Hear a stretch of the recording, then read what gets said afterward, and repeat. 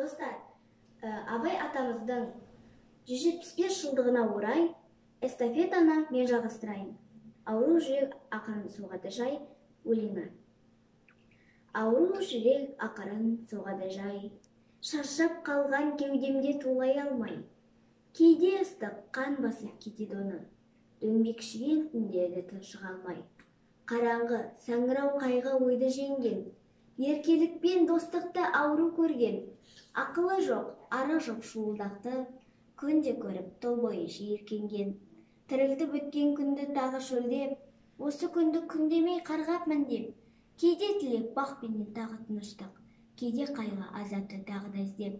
Кейде ойлайды жылауға қайғы зарын, тынышсыз күнде ойлаған дерттің бәрін. Кейде онысын жасырар жұрттан ұрлап, кетірер деп масаттап беттің арын. Ауру жүрек ақырын соғады жай, өз дертін тығып ішке білдіре алмай. Кейде ыстық тағы да қан басады, кейде бір сәт тын шығармай. Достар, ұнаса лайк басып кетіңдер.